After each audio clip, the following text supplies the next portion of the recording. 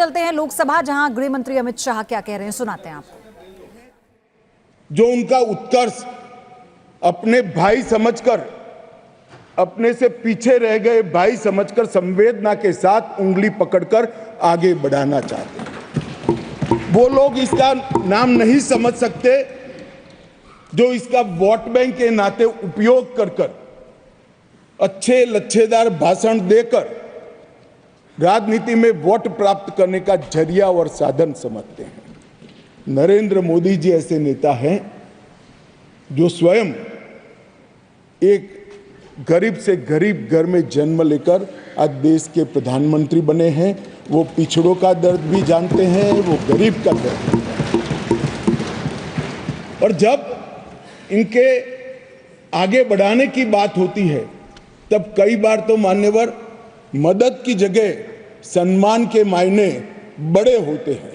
मदद से ज्यादा व्यक्ति का सम्मान उसके सेल्फ कॉन्फिडेंस को, उसके आत्मविश्वास को और उसके गौरव को सम्मानित करता है, बढ़ाता है, जो उसके जीवन में आगे बढ़ने का कारण होता है।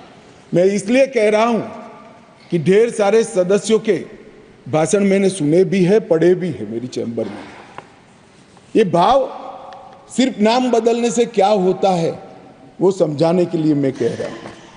मान्यवर, आज जो बिल लेकर आया हूं, ये बिल के बारे में मैं थोड़ी पृष्ठभूमि भी बताना चाहता हूं। जम्मू कश्मीर में हम सब जानते हैं, जब महाराजा हरि सिंह जी ने भारतीय संघ के साथ इनके विलय का निर्णय किया, उस वक्त से लेकर अब तक कई सारे उतार चढ़ाव हुए। 80 के दशक के बाद आतंकवाद का एक दौर भी आया और वो बड़ा भयावह दृश्य था। पीढ़ियों से, सदियों से जो लोग अपनी भूमि पर रहते थे, अपना देश समझकर रहते थे, अपनी जन्मभूमि समझकर रहते थे, वो मूल समेत उखड़ गए माने। और किसी ने इनकी केयर नहीं करी, इनकी चिंता भी नहीं करी, ना इसको रोकने का प्रयास किया। और कई बार तो मान्यवर रोकने की जिनकी जिम्मेदारी थी वो इंग्लैंड में वैकेशन कर रहे हैं, मैं नाम देना नहीं चाहता, और फिर कहते हमने कुर्बानी दी। आपकी कुर्बानी आंख माथों पर अगर दी है तो, मगर सटीक काम और सटीक उपाय और शक्ति के साथ वोट बैंक की राजनीति के बगैर उस वक्त उसको आतंकवाद को उगता हुआ खत्म करते तो आज उनको अपना प्रदेश छोड़ने की जरूरत ही नहीं पड़ती, ना मुझे बिल लेकर आज सदन के सामने आना पड़ा। मान्यवर,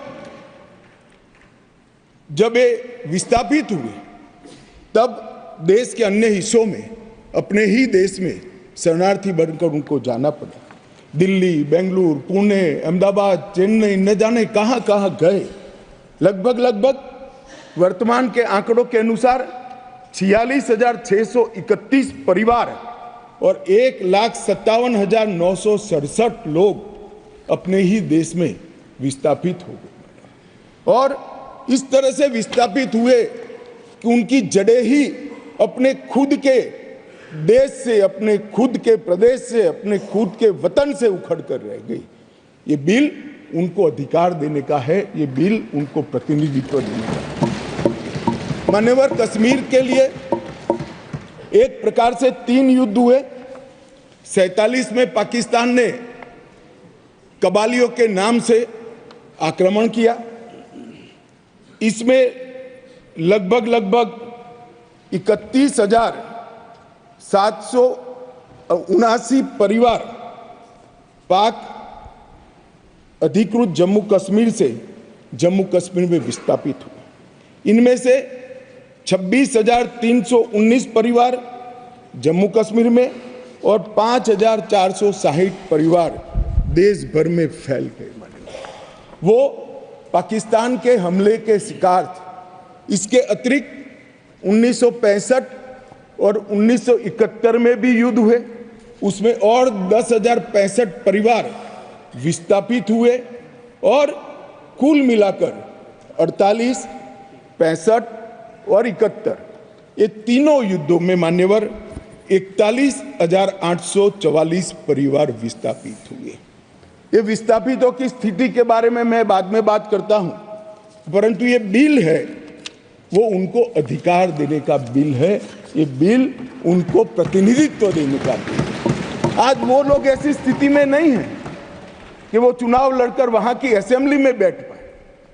जो कहते हैं क्या हुआ धारा 370, कहां हुआ 5 और 6 अगस्त 5 और 6 अगस्त 2019 में ये हुआ कि इनकी सालों से न सुनने वाली आवाज नरेंद्र मोदी जी ने सुनी और आज उनको अधिकार मिला।